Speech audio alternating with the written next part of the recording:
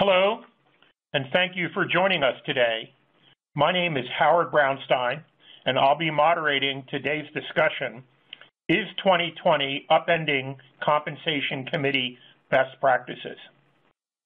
Typically, those of us who sit on compensation committees spend a good portion of the summer months benchmarking executive and director pay and preparing for the fall work when we develop new, strategically aligned pay programs for the coming year. As we all know, 2020 has been anything but typical. The best laid plans and approaches that we've relied on in the past may no longer be relevant. Many directors are now faced with managing outdated 2020 incentives and creating new programs without the benefit of solid data or reliable guidance for future expectations. Given this unusual cycle, our webinar today will explore some of the urgent questions committees will be discussing very soon, if they aren't already. I'm joined by Deb Lifshey and Leanne Richardson from the New York office of Pearl Meyer. Deb and Leanne are going to walk us through benchmarking issues, considerations for the core pay elements, and director compensation. We'll also look at the legal considerations of material changes to programs and how shareholders and proxy advisory firms are likely to respond. Before we get started, Sienna Breen with the NACD education team will cover the housekeeping items. Sienna? Thank you, Howard. As Howard mentioned, we have a few housekeeping announcements before we get started. First, I'll talk to you about the tools you have available in your webinar console. In the top right corner of your webinar console, you can submit a question to be answered by our speakers during the program, time permitting. Please note that if you do submit a question, you will be opted in to receive future executive compensation thought leadership from Pearl Meyer. Just below that, you can tweet live with us using @NACD and @PearlMeyer. And in the bottom right corner, you can download a copy of today's slide deck and access some additional resources. Today's slide deck is also available on pearlmeyer.com at the URL on your screen. And as always, a recording of this webinar will be available early next week at both NACD Online and nacdonline.org and pearlmeyer.com. Your participation in today's live webinar earns you credit toward maintaining your NACD credential. If you are enrolled in a fellowship program, you will automatically receive 1 skill credit for your participation.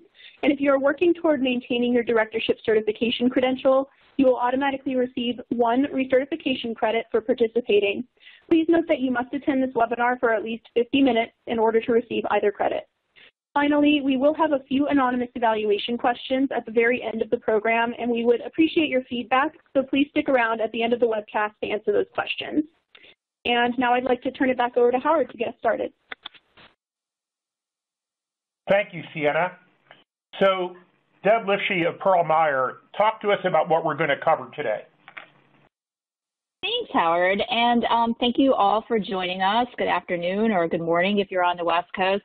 This has really been a wild ride in the world of compensation, and everything that's happening is just sort of unbelievable and unprecedented. And so what we've packed in today's agenda are the highlights, the 7 highlights we could think of things that are constantly evolving and changing, how companies are reacting, and what we predict going forward. The first topic that we'll cover is what's the compensation committee's responsibilities and how are they expanding?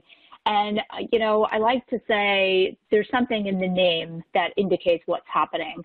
When we looked at compensation committee charters and what the new name is of this committee, it's been expanding pretty much exponentially every year. We started with the compensation committees. Now we're seeing words added like compensation and benefits.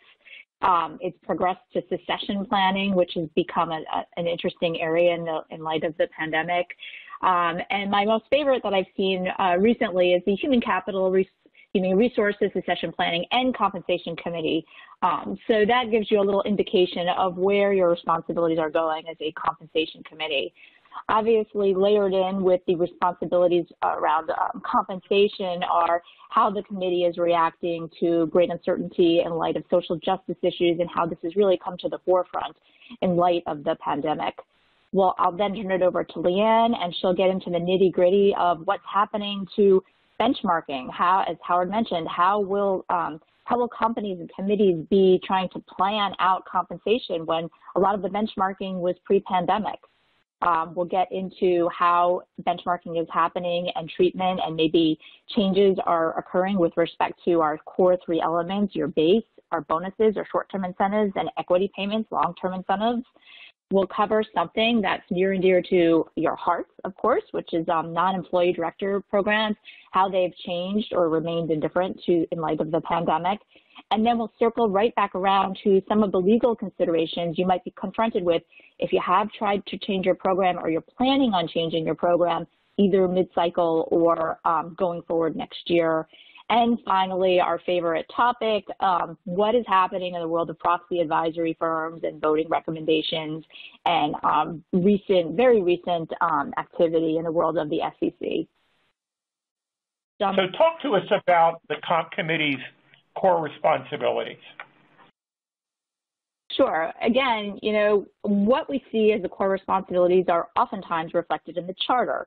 And those companies that are New York Stock Exchange or NASDAQ companies are required to have a charter. The rules under the Exchange Act are pretty basic.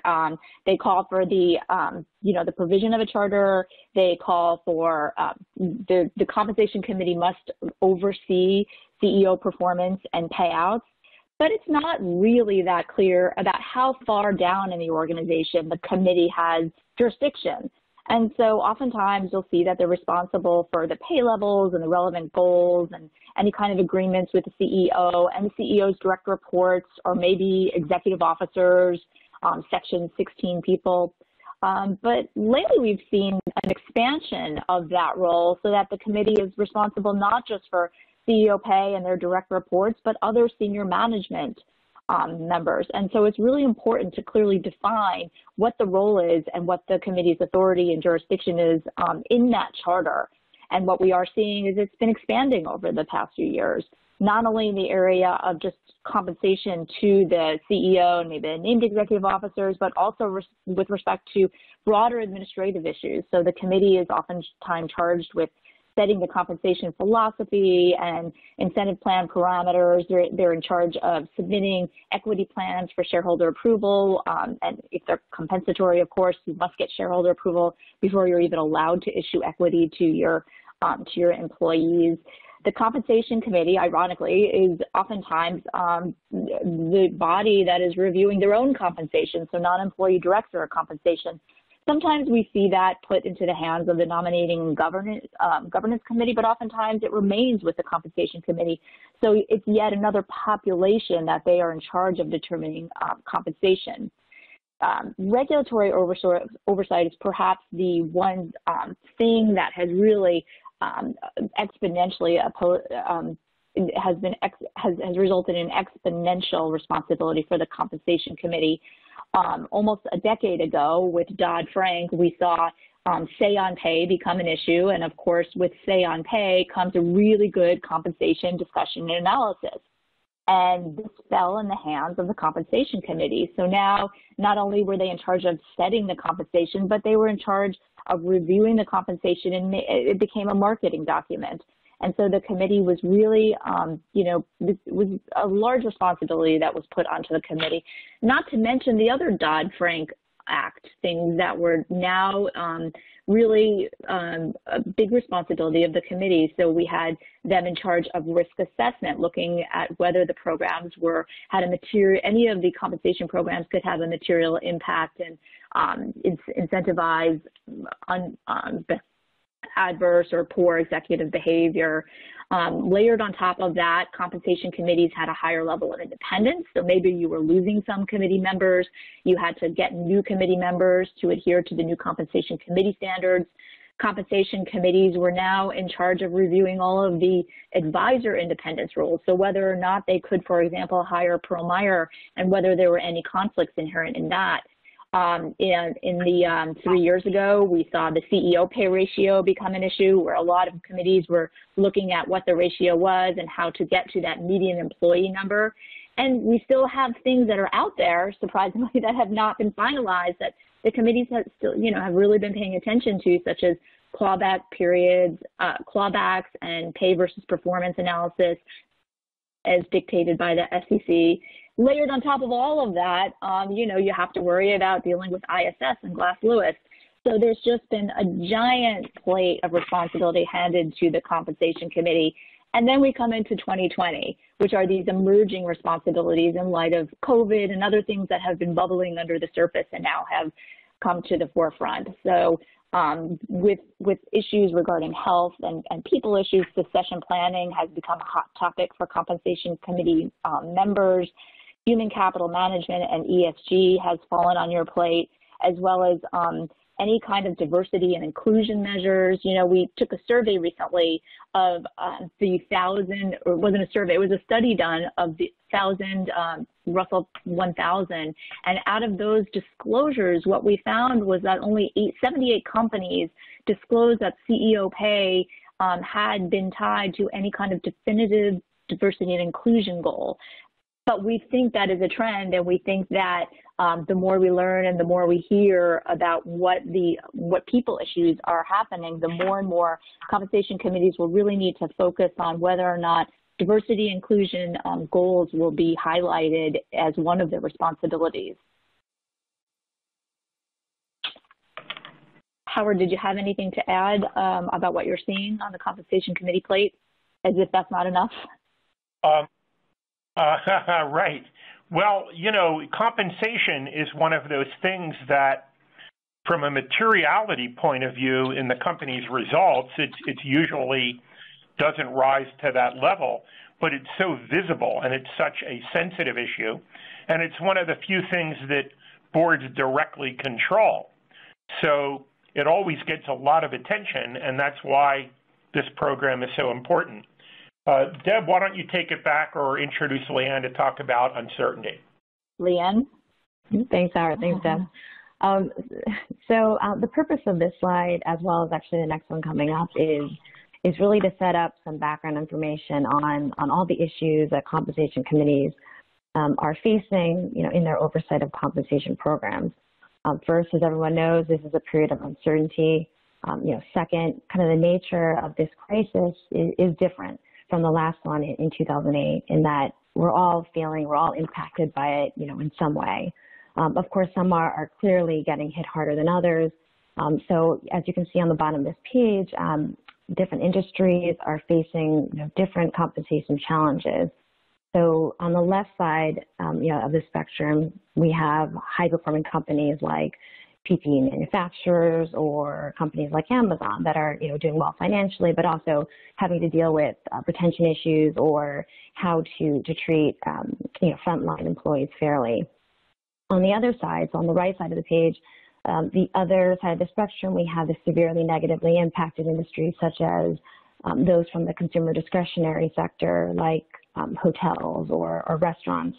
And they're focused on cash management. You know, they've already taken some actions to temporarily reduce cash compensation for executives and board members.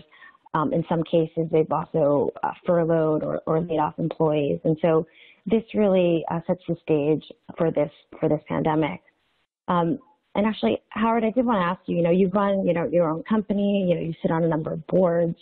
I'm curious, you know, how have your companies been impacted, and kind of what are some of the experiences, you know, these days that, you know, with the boards you serve on? Well, thanks, Leanne. You know, I can report that the boards I serve on have all been doubling down in terms of their workload, frequency of meetings, length of meetings. We're all dealing with, first of all, how, you know, what's going on impacts the company. And then, of course, in compensation, what the implications would be. But the second major factor is that the future is that much more inherently unpredictable. In other words, even if you have accurate data on what is happening right now, that may not tell you a lot about what will happen next month or next quarter. So for that reason, the boards are staying much closer to the situation. The usual cycle of meetings has been increased, and I think that will continue for some time.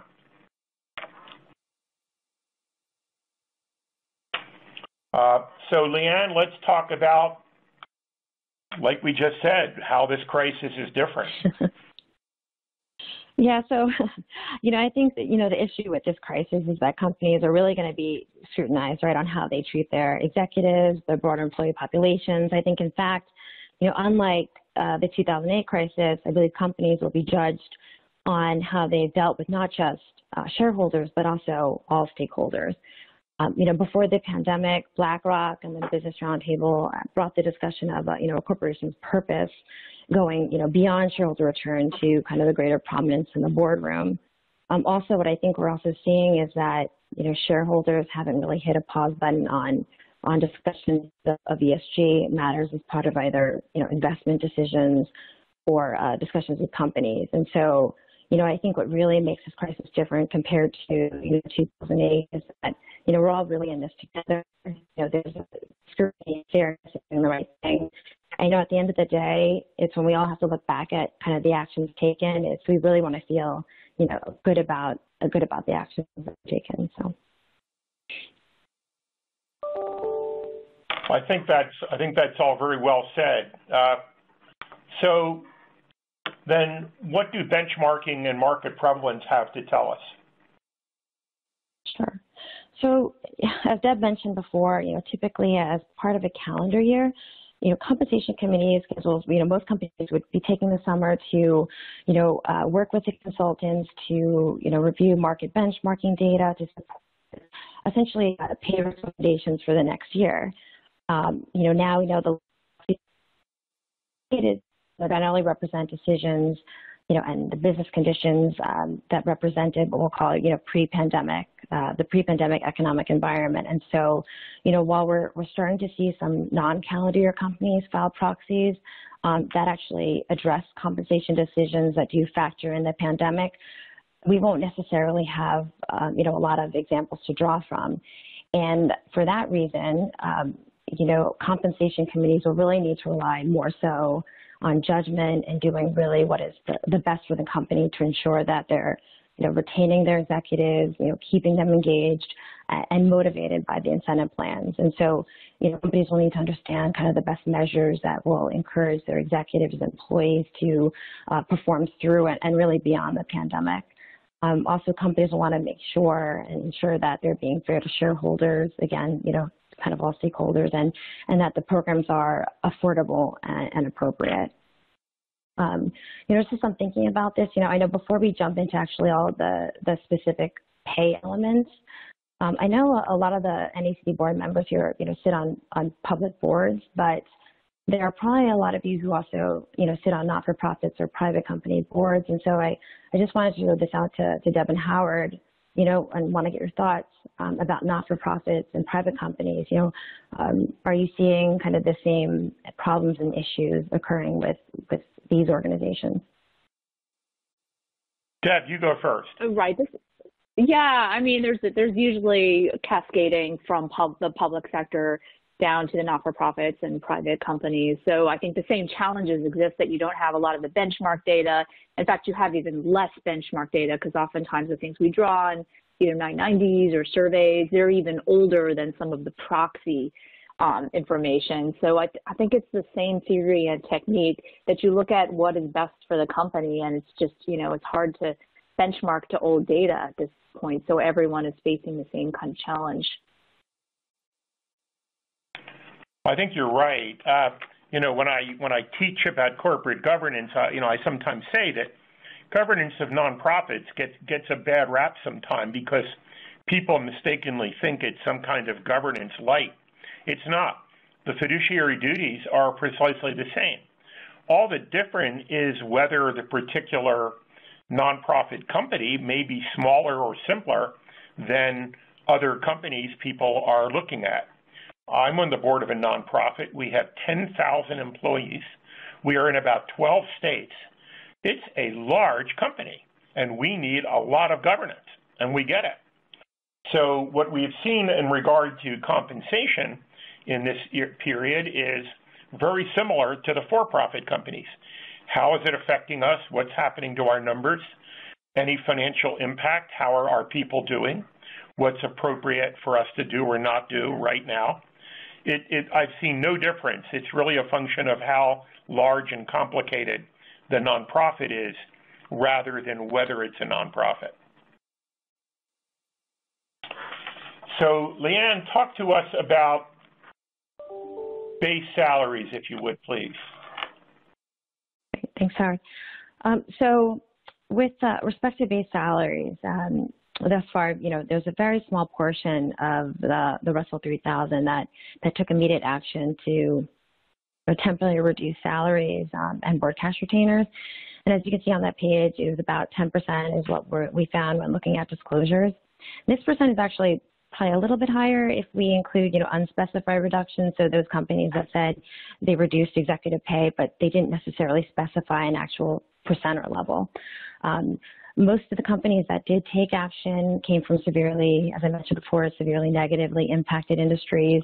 Some companies have actually begun to restore base salaries, and others have specified an end date to salary cuts.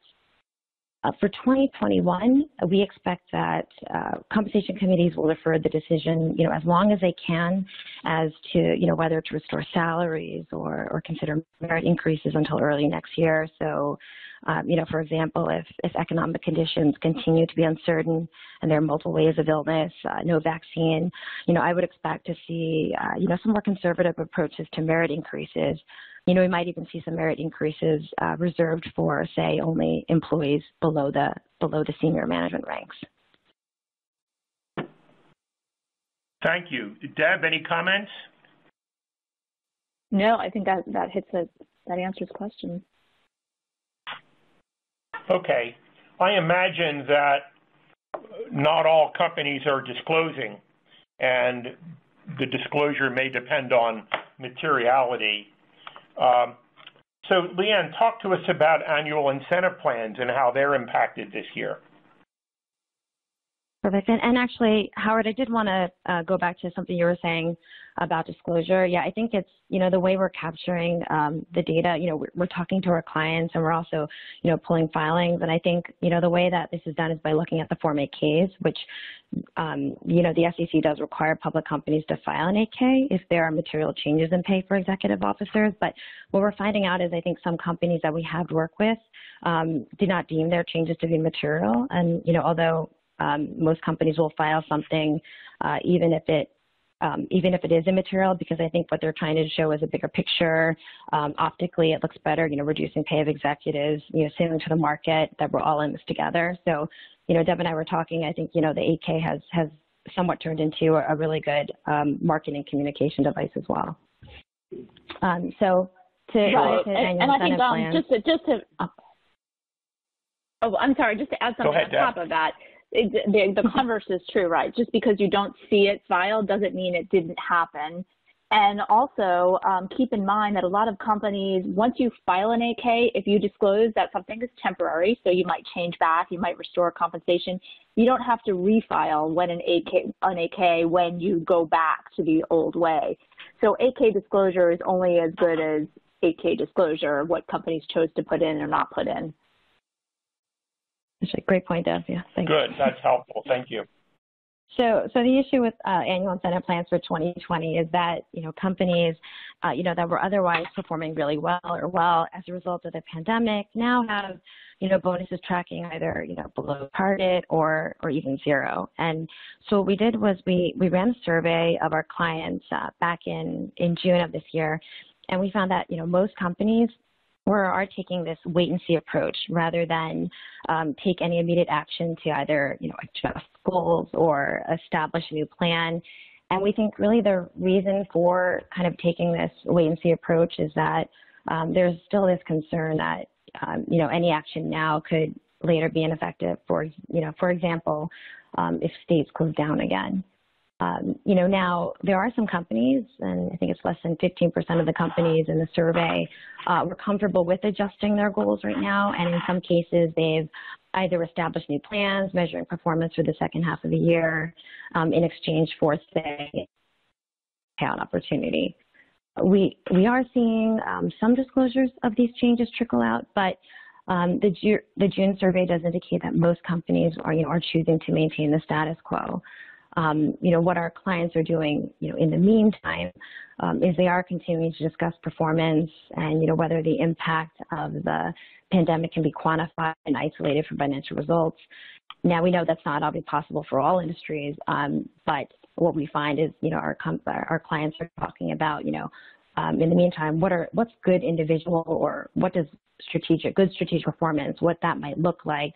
So they do end up they can have the tools to use at the end of the year, exercise some judgment if they deem it appropriate. Thank you. Deb, any comments on that?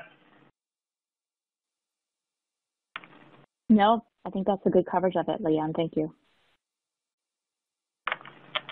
Well, let's see what our attendees are thinking. So here's a polling question. Has your comp committee agreed to exercise discretion to determine annual incentive plan year-end incentive awards? Please answer yes or no. We're still evaluating. And in the meanwhile, Deb, what do you think we're going to hear from people on this? I think it's going to be a really mixed bag. I mean, I think companies are afraid to commit to anything, and so I think that it's so fluid right now. We might be in a wait-and-see position where we just have to see what happens at year-end. Leanne, any comment on that? Yeah, I agree. I think I'm leaning more towards they're still evaluating, since I think the visibility is still unclear. I think there's uncertainty, and I think right now, there are a bunch of compensation committee meetings occurring, and I think really the ramp up is going to happen in the fall, where compensations will really get immersed into, the discussions about what to do about the annual incentive plan. So I think I'm leaning towards still evaluating. Okay, Sienna, survey says. Oh. Okay.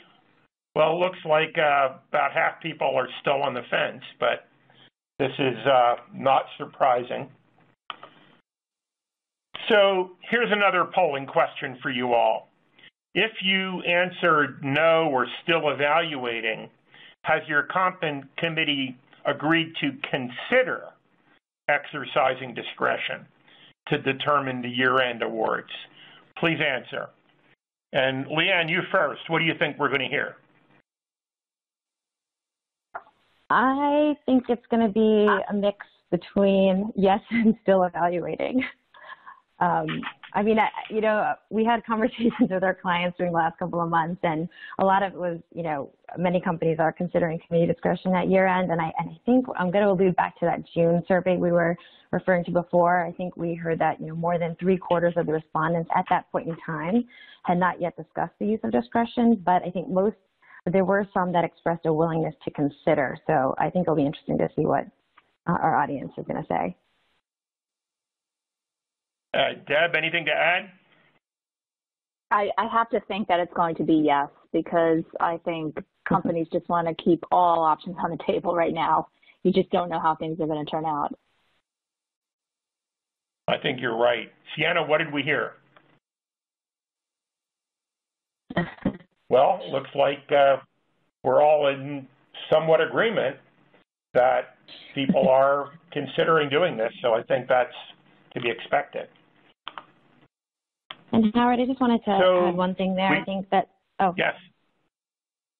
Sorry, for those that, for the companies that are, agreeing to exercise discretion, and for those that, are considering, I'm sure it's already happening right now, but it's just a good idea for these companies, if they haven't done so already, to just think about, how they're evaluating performance at year end. Think about the parameters, the metrics, if they can start tracking certain things, so the compensation committees can use, we've been throwing around the term, informed discretion to determine payouts at the year end. And again, what I mentioned before, what does good individual or what does good strategic operational performance look like?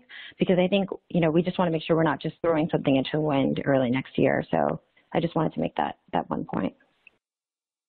And I had one Sure. more thing to add here. If, yes. As the year has gone on, what companies have been doing is, you're really looking at your strategy and determining what's the best thing to do for your company. But there are different implications that you have to really think through as to when you make the adjustment and how you make the adjustment.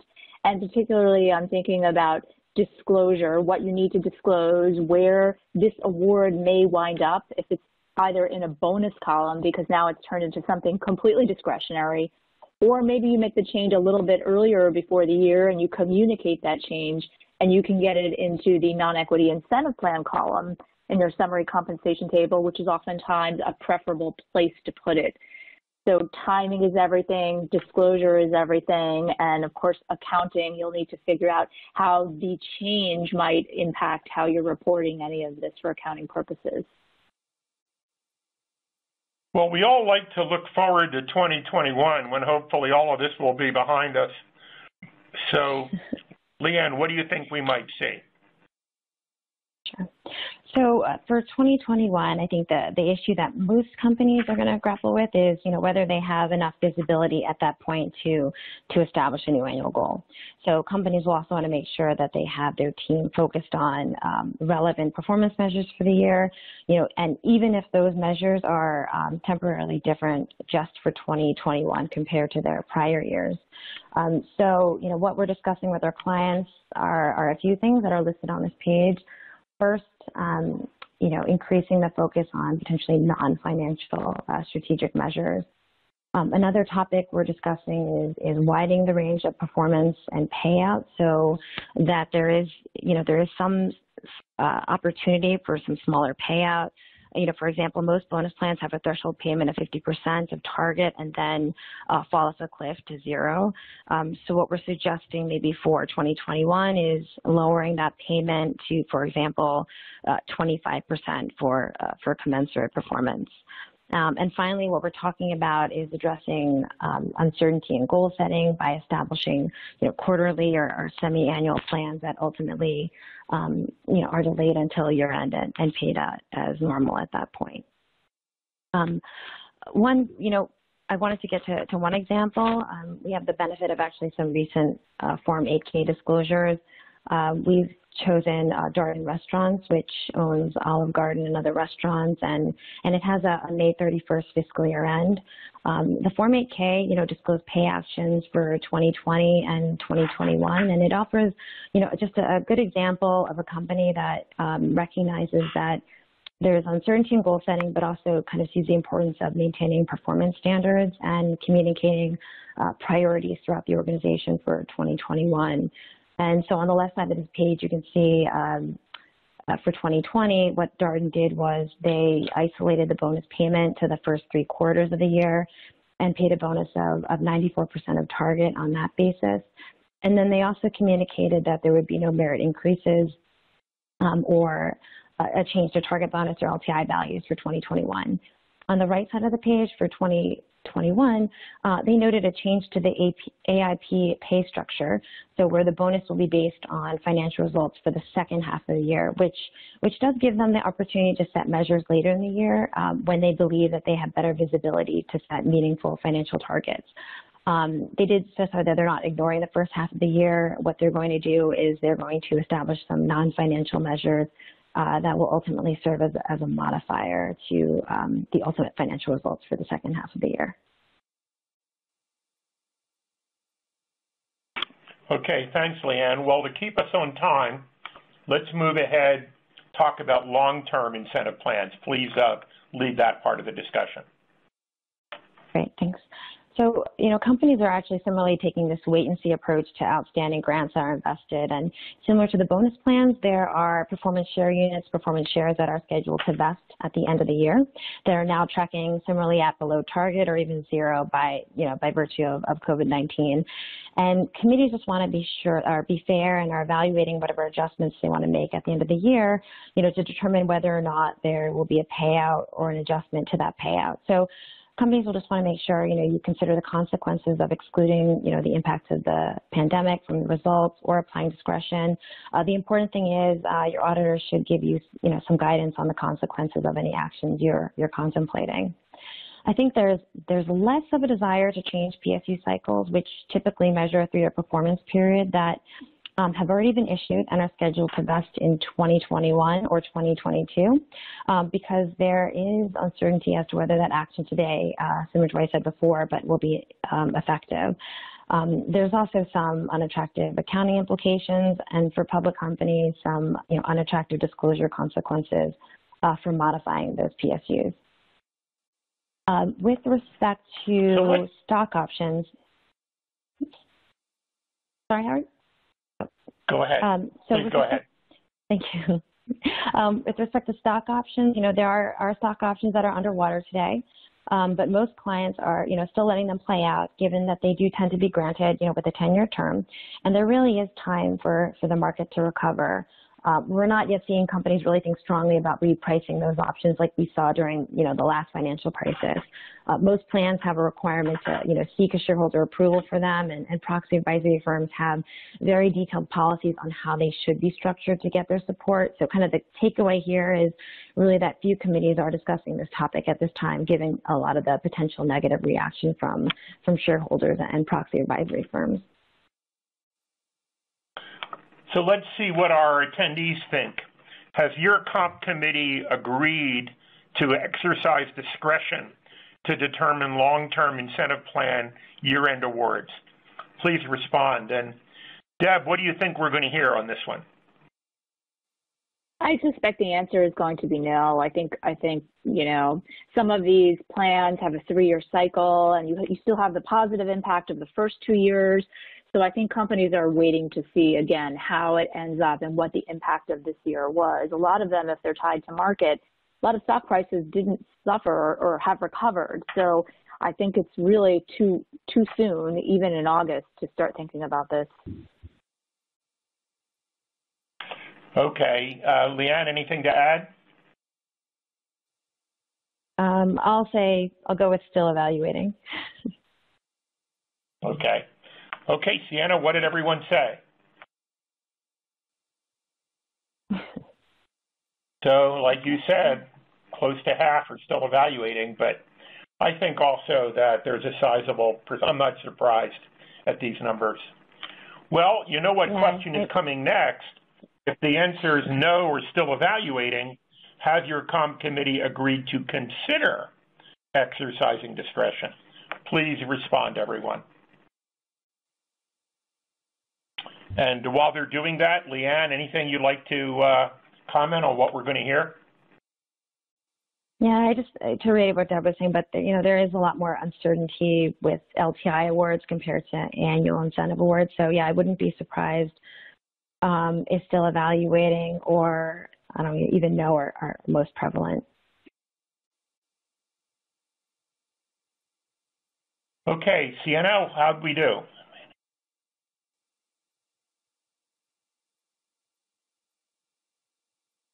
Yep, I think pretty predictable. Right. So leave it open until you know. Looking at long. Sorry. Yep, I think just like leave all your alternatives on the table just in case, because these are unprecedented times. All right. So now looking at long-term incentive plans for 2021, Leanne, what do you think we're going to see? Sure. As we go into 2021, compensation committees will think about whether there are any retention concerns because, as we just discussed, 2020 may result in lower payouts for the bonus plan and PSUs. There could be, as we mentioned, underwater stock options in play, and also multiple future PSUs tracking at zero or below target. And so, what we might see companies do is, consider the following for 2021 is, one, potentially grant slightly more in terms of value or provide retention awards with longer vesting. As companies weigh new PSU grants, they will consider whether or not they think they can forecast 3 years out. And to the extent they don't feel comfortable doing so, we may see a temporary change in the grant for 2021 to place a heavy emphasis on, time-vested restricted stock and stock options. We might even see kind of 1-year performance periods with additional years of vesting of any earned awards. And to the extent PSUs will be granted, we may see kind of a shift to more non-financial or strategic measures or greater use of relative measures. I think one of the things we are saying, to the extent that you do go down this path, We are asking, our committees to evaluate their peer groups, whether it's a set peer group or if it's an index, just to confirm that it still continues to make sense for relative performance measurement reasons. Now, on the other hand, I think what companies with lower than normal stock prices will assess whether or not these grants are even affordable or appropriate. And so we actually may see some other actions to adjust grants to limit the impact of dilution and burn rate to shareholders. And we've listed those in the middle of the page here. And I wanted to see, we have one more example of another company that actually disclosed information on their 2021 equity plan in a Form 8K, and it comes from FedEx. And this one also happens to have a May 31st fiscal year end.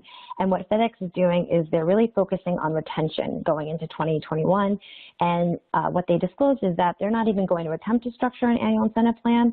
What they're going to do is, in addition to annual grants, they're going to grant retention equity awards to their senior executive ranks. And they're going to tie it to 4-year vesting. And they'll also adjust the measures they use to measure long-term performance by incorporating a new efficiency and capital deployment measure, of which they're weighting 25% rather than a pure 100% EPS measure for the year, which is a part of their regular program. Deb, how is this different from the 2008 crisis? Well, I think, there's many ways this is different, but if you think about it just in the world of compensation, we came out of the 2008 crisis with a lot of criticism of executives that had received large stock option awards because prices were largely depressed, especially in the financial sector, and then these giant pops in value when the markets recovered. I think here it's not so much about that, and it's impacting people across the board, not just in the financial sector. So that risk of having that unlikely pop in a stock option is probably not as much of an issue right now. I think you're right. Well, let's turn to a topic that may be near and dear to the hearts of those listening, non-employee director compensation. Leanne, take us through this. Sure. So just going back to, we were talking a little bit before about base salaries, very few companies also cut non-employee director cash compensation in response to, COVID-19, and actually most will begin to restore them. I think going into 2021, I believe that most companies will choose to, go along with their existing compensation structures. We also don't expect to see a lot of companies choose to really go ahead and increase pay in this environment. And then also, just to be fair, in recent years, annual increases director comp have been pretty modest. We run the survey, and it's we were seeing single-digit increases, year over year anyway. Something we may see, though, with respect to equity grants is to the extent executives do take some sort of adjustment to their grant as a result of a low stock price, we may see directors, choose to kind of follow suit when their grants are made typically later in the year at their meeting. And, we've listed a couple of the methodologies that that could be used. And actually, Howard, near and dear to your heart, any thoughts on, in terms of what you're experiencing on your boards as it relates to non-employee director compensation? Well, we've certainly discussed it, but I can't report any action taken. I think, as you said, the previous changes had been modest, and so there's a wait-and-see attitude, but I have not seen a lot of action. So, Deb, talk to us about some of the legal considerations involved. Sure, and we've been living this for like 5 months now, and there's all sorts of these great changes that Leanne is suggesting, or suggestions about tinkering things going forward. But before you do that, you have to remember there's a bunch of hurdles you might have to jump through, whether they're legal or regulatory or governance related. The first is, which it circles back to what we were talking about in the Compensation Committee Charter, and what are the authorities of those committee members granted to them to change the compensation. Sometimes the committee has discretion to increase or decrease CEO pay or NEO pay, but sometimes you have to defer to the full board. So you might need some approval that the committee cannot just exercise by itself.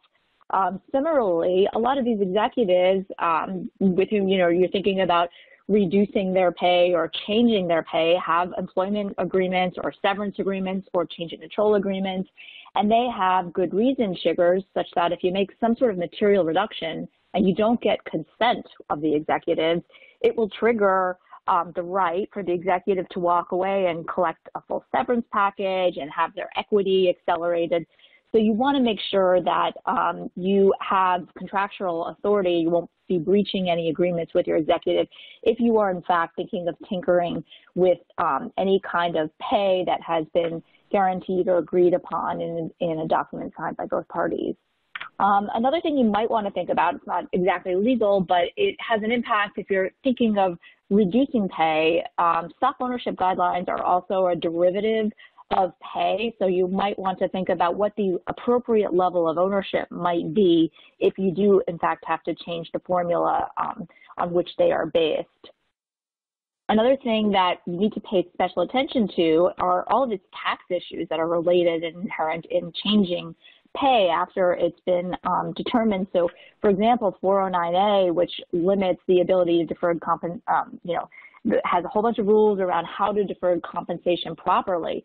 If you say, well, I'm going to stop salary or reduce salary and I'll do a makeup at the end or a makeup in a future year, you may very well be violating Section 409A of the tax code. So you have to pay special considerations to those issues, as well as Section 280G, which is an excise tax on change in control payments. If you're lowering compensation this year, maybe next year, it impacts your 5-year average compensation, which in turn impacts the amount of parachute payment taxes that somebody might be if there's a change in control on the horizon. Not to mention simple things like payroll deductions and tax withholding if you're changing compensation to any of your employees. There's also very special provisions if you are with a company that has accepted CARES Act money under the Main Street Lending Program. Under that program, if you have any executive that made compensation in excess of $425, 2019 generally, they will be capped at $425, so you can't give them more than that going forward. And if in fact you have somebody who made more than $3 million, their total comp will now be capped at $3 million plus half of that excess of $3 million. So you can't try to plan really big payouts and packages to the extent that you've accepted some CARES Act money.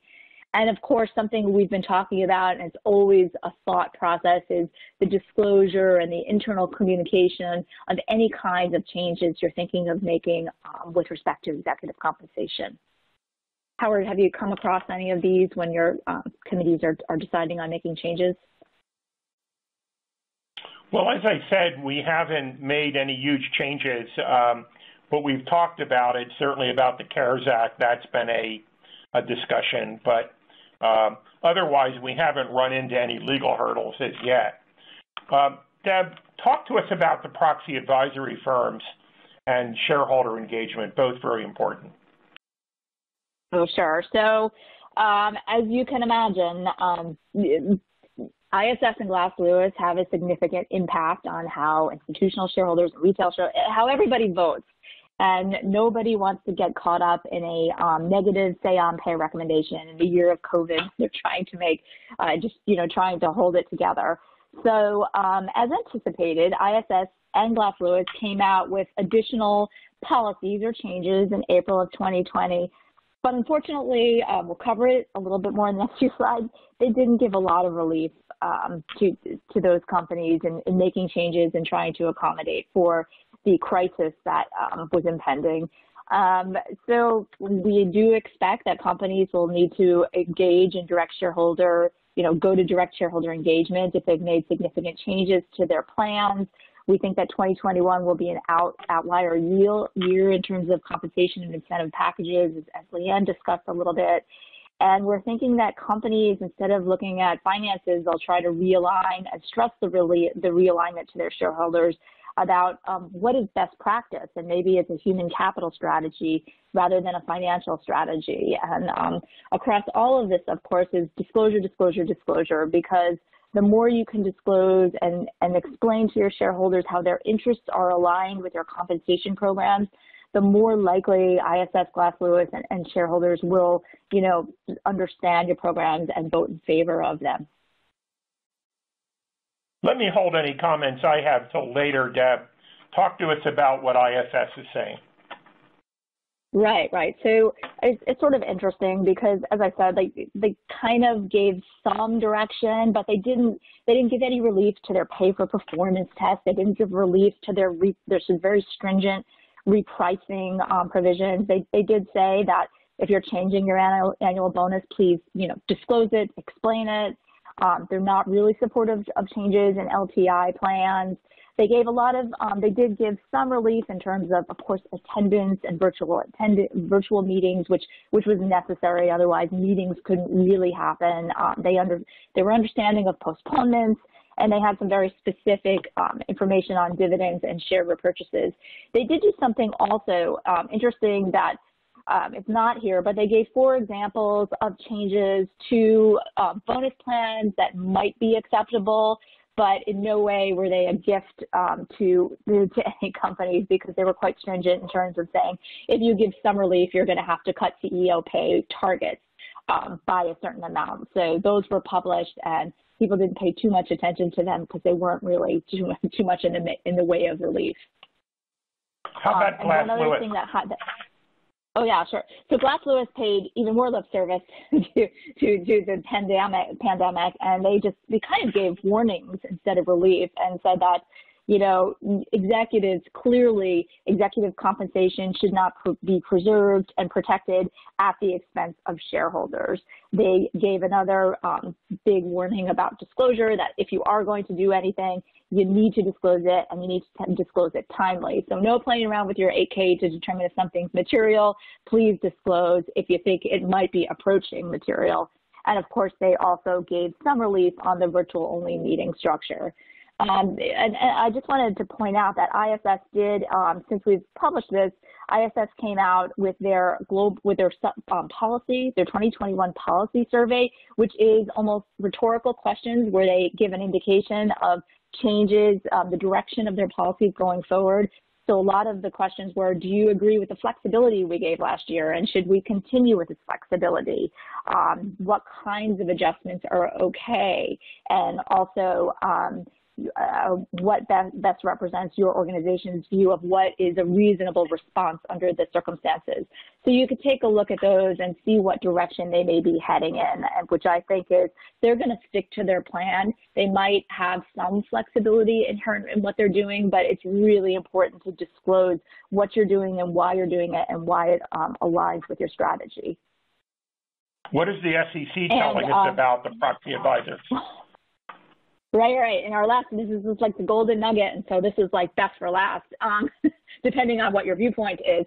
So for years, the SEC, companies have been urging the SEC to get involved, that proxy advisors have gotten too much power over voting policies, and they were dictating voting policies, and they really need to be regulated in some format. And so the SEC just came out with rules, adopted 3-1 on very much a partisan stance, that proxy advisors are engaged in solicitation, which means that they are governed by the proxy rules.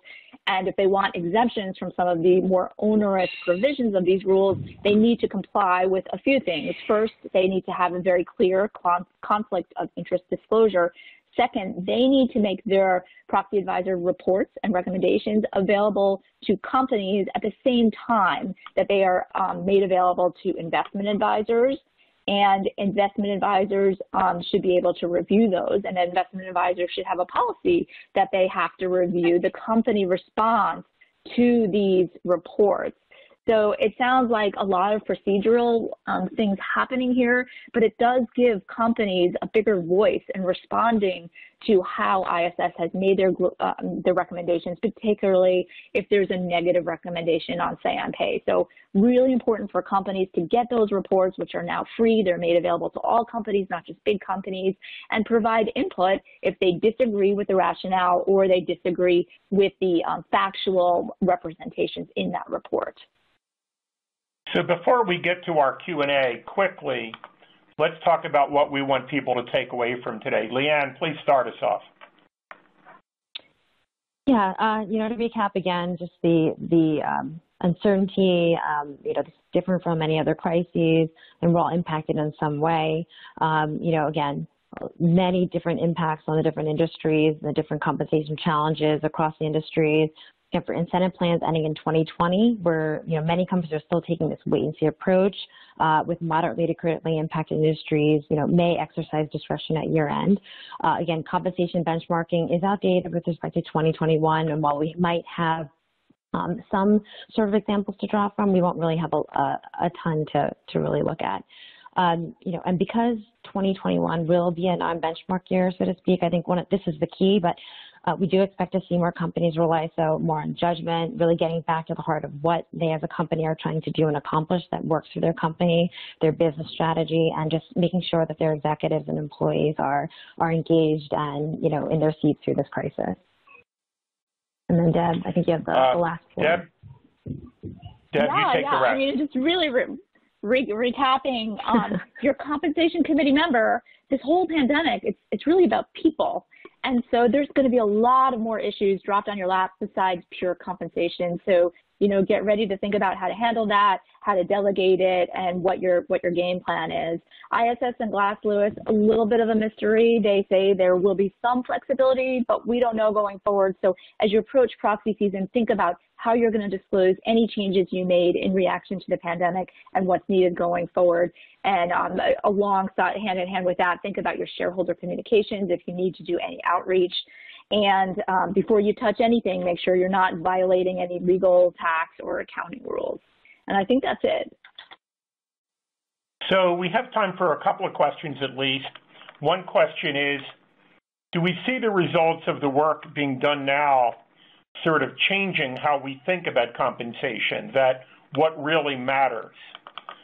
Deb, you want to take the first stab at that?